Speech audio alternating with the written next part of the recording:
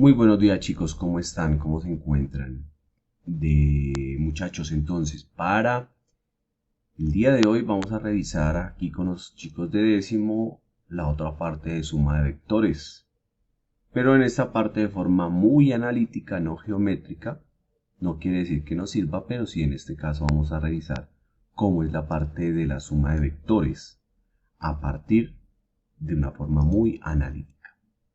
Bueno chicos, en este caso entonces vamos a partir de la siguiente instrucción, vamos a tratar de recordar todo lo que es un triángulo rectángulo y las diferentes razones trigonométricas. Un triángulo rectángulo se caracteriza, disculpen, porque tiene un ángulo recto, que mide 90 grados. Ojo, el triángulo no siempre va a estar adecuado de esta forma. Esto puede estar girado, pero si a mí me colocan como esta pequeña L me está indicando que es un triángulo rectángulo. ¿Qué característica tiene el triángulo rectángulo? Al frente se denomina la hipotenusa y es el lado más largo. Y además este tiene otros dos ángulos, este de acá y este de acá. ¿Listo? Depende para donde yo tome el ángulo, va a haber un cateto que se denomina adyacente, en este caso es este. Adyacente quiere decir junto de, se forma con. Si este es el ángulo que yo voy a hablar, el ángulo A, entonces este cateto será el adyacente y el del frente será el opuesto. ¿Listo? Para esa parte nosotros vamos a tener entonces tres razones trigonométricas que vamos a utilizar.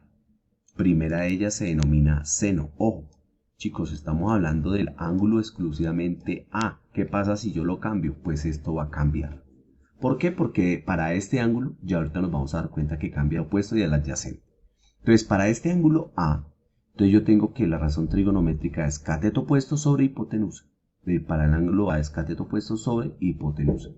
Para coseno, se le denomina el cateto adyacente sobre hipotenusa. Son razones trigonométricas. La relación entre este lado y este lado se denomina coseno. Y finalmente tangente. Tangente es cateto opuesto sobre la hipotenusa. ¿Listo, chicos? Deben tener en cuenta eso. ¿Para qué vamos a utilizar eso? Pues ahorita se nos va a ser importante para descomponer los vectores en sus componentes rectangulares. Bueno, ¿para qué entonces los vamos a utilizar? Si se dan cuenta, por lo menos, vamos a partir de lo siguiente. La fuerza, las unidades son en newtons, así como la distancia en metros, la velocidad en metros por segundo. Vamos a hablar que la fuerza, las unidades son en newtons. Vamos a mirar cómo es que es más adelante toda esta parte de la fuerza. Pero por ahora tenemos que identificar que precisamente la fuerza se habla en newtons, ¿de acuerdo? Y en este caso vamos a suponer que hay un cuerpo que lo están jalando con una fuerza de 10 newtons con un ángulo de 60 grados sobre la horizontal y la fuerza 2 con una fuerza de 15 newtons y un ángulo de 30 grados sobre la horizontal. Si ustedes recuerdan, yo tenía vectores representados en el plano cartesiano por medio de coordenadas. Entonces lo que para mí era fácil de pronto representar era, no, pues si yo tengo la componente, en este caso chicos, si ustedes se dan cuenta, tomo por lo menos, tengo F1X, F1Y, ¿de acuerdo? Yo tenía las coordenadas en paréntesis y las puedo sumar ahora a las coordenadas F2X, F2Y, que eran las coordenadas X y Y. Al final, ¿yo qué podía hacer acá? Pues no, yo sencillamente llego, sumo, ¿de acuerdo? Y ahí puedo encontrar en este caso precisamente el vector resultante que puedo tener acá, ¿sí? O en este caso la fuerza resultante. Pero ¿qué pasa? Aquí yo ya no tengo coordenadas, yo no tengo X y Y, entonces el inicio entonces de esta situación ahora es encontrar cada una de estas coordenadas F1X, F1Y, F2X, F2Y, sus valores para después sumarlo. Venir haciendo lo mismo. Pero ahora sí no tengo esas coordenadas, esas componentes. Entonces miren chicos, ¿qué es lo que vamos a hacer? Sabemos que esta coordenada acá tiene coordenada, ojo, sus componentes rectangulares. F1 se compone, ojo chicos, de dos componentes. Y nosotros ya hemos hablado de eso. De una componente vertical y de una componente horizontal. Entonces, claro, aquí es donde me aparece a mí, ojo, vean, esta F1X me va a aparecer acá, esta componente horizontal. Y la componente vertical me va a aparecer acá, chicos. Vean, aquí la voy a tomar. Listo, vean, acá. Esas dos componentes, ¿se dieron cuenta? Una en X, una en Y. Ahora tomemos la componente, chicos, en este caso, pero la componente de la fuerza 2. Me va a aparecer una componente horizontal, F2X.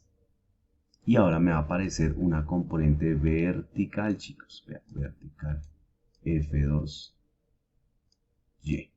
Hay que seguir teniendo en cuenta, chicos, los signos de cada una de ellas, ¿de acuerdo? Entonces, esperen un segundo, que tengo que desplazar un poquito más esta flecha para adelante. Listo. Entonces, de ahí se componen, ojo chicos, se componen, en este caso, la fuerza 2, ¿de acuerdo? De una componente horizontal y de una componente vertical. Entonces, claro, yo tengo en este caso que la componente horizontal de F2 es esta, muchachos, acá, F2X, y la componente vertical de esa será esta. ¿Listo? Aquí está, F2Y. ¿Se dieron cuenta, chicos? Listo, pero ¿qué tenemos de particular? Que en este caso, F2Y es la única que es negativa. Negativa. ¿Listo? Es negativa. Le colocamos, listo. Es negativa. ¿Por qué? Porque va hacia abajo. Si ustedes se dan cuenta, vean, F1X va hacia la derecha, es positiva. F1Y va hacia arriba. F2X va hacia la derecha, no hay ningún problema. F2Y sí va hacia abajo. Aquí al final necesito saber, el objetivo de acá es mirar que a partir de estas dos fuerzas, F1 y F2, hacia dónde se va a mover. Entonces repitamos los pasos. F1 se compone de F1X y F1Y. F2 se compone de F2X y F2Y. ¿Para qué vamos a hacer eso? Recuerden, descomponer y encontrar la fuerza resultante entre F1 y F2. ¿Listo? Para eso las vamos a descomponer, componentes rectangulares, X, Y, X, Y. ¿Para qué necesito averiguar lo que les decía ahorita precisamente de los triángulos? Si yo tomo, por ejemplo, en este caso 60 grados, este 60 grados, entonces voy a tomarlo, voy a decir seno de 60. Sen de 60 grados a que es igual al cateto opuesto, y en este caso cateto opuesto a que es igual a F1Y. Cateto adyacente va a ser este, cateto opuesto este, y la hipotenusa esto, lo que mide 10 newtons. Entonces miremos en este caso, seno de 60 va a ser igual a F1Y sobre la hipotenusa, y la hipotenusa en este caso vale 10 newtons, ¿de acuerdo? 10 newtons. Si yo tomo en este caso ahora el coseno de 60, chicos, el coseno de 60, coseno de 60, ¿qué va a ser igual? Coseno de 60 va a ser igual, en este caso, al cateto, ¿qué es coseno? Cateto adyacente. De este ángulo de 60, el cateto adyacente es F1X. Bueno, listo, coloquémoslo, entonces va a ser igual. Ojo, chicos, a cateto adyacente, F1X sobre la hipotenusa. En este caso la hipotenusa vale 10 newtons. ¿De acuerdo, chicos? Entonces miren, ya tengo los valores, ya puedo encontrar en este caso cuánto valdría el valor de F1Y y F1X. ¿De acuerdo? Entonces listo, despeje. ¿Qué tenemos que hacer? Este 10 pasarlo a multiplicar. Este 10 pasarlo a multiplicar. ¿Listo? Entonces hagámoslo. Entonces, ¿cómo nos queda? 10 newtons por, en este caso, seno de 60 grados. ¿Listo? Igual a F1Y. Y en este caso, ¿cómo nos va a quedar el de aquí al lado? Ah, bueno, nos va a quedar igual. 10 newtons, en este caso, por coseno de 60 grados es igual a ¿qué? A F1, F1X. ¿Listo? Entonces, esperen un segundo. Listo. Aquí, así quedó. ¿Listo, chicos? Entonces, esperen un segundo, pasamos esto para acá porque nos quedó mal. Listo, acá, démosle, terminemos. Quedó igual a F1X. Listo, muchachos, se despejó. Ahora sí resolvamos esta parte. ¿Listo? Entonces miremos a ver cómo es que tenemos acá con la calculadora. Cómo podemos tener acá en este caso. Entonces tomamos función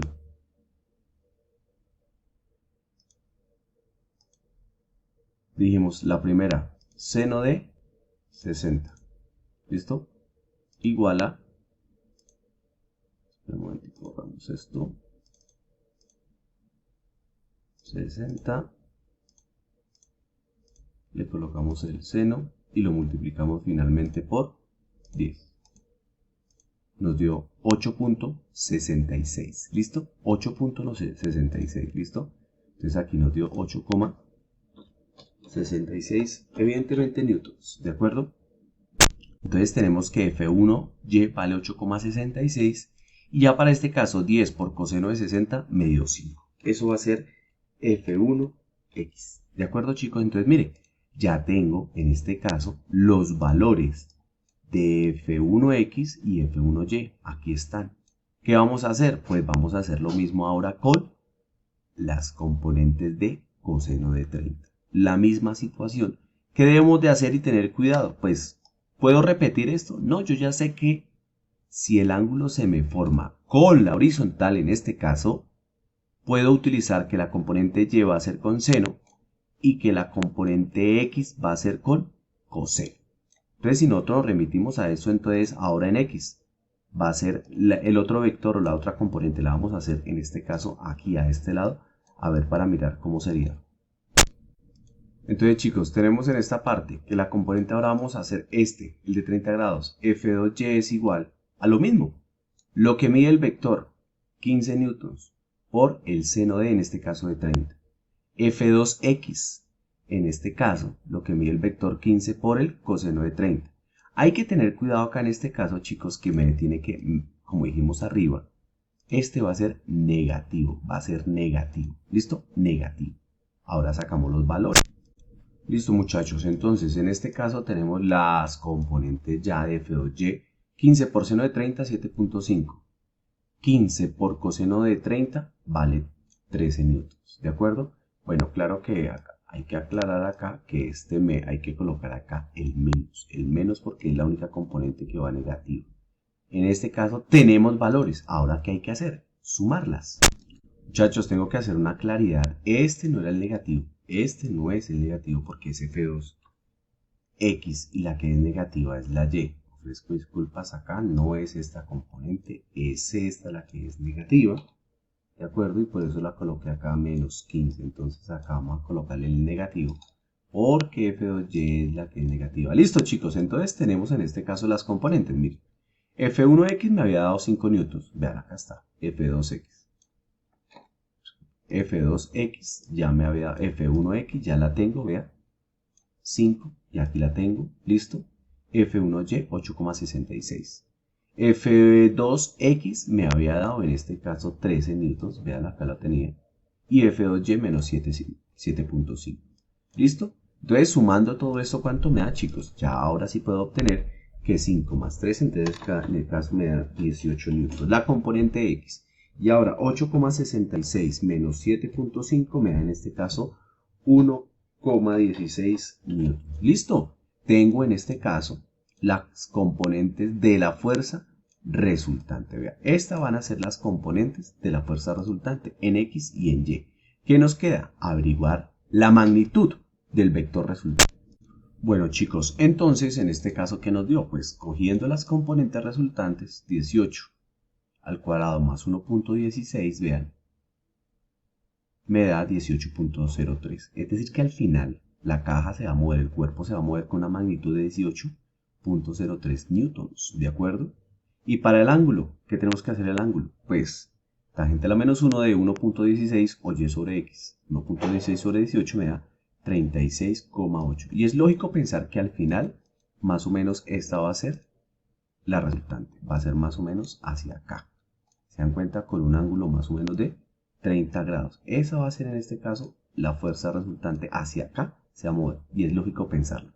Ahorita les envío otro ejercicio de aplicación de la suma de los vectores. Entonces, por favor, repítalo. Perdón, revísenlo y ahorita entonces se los envío.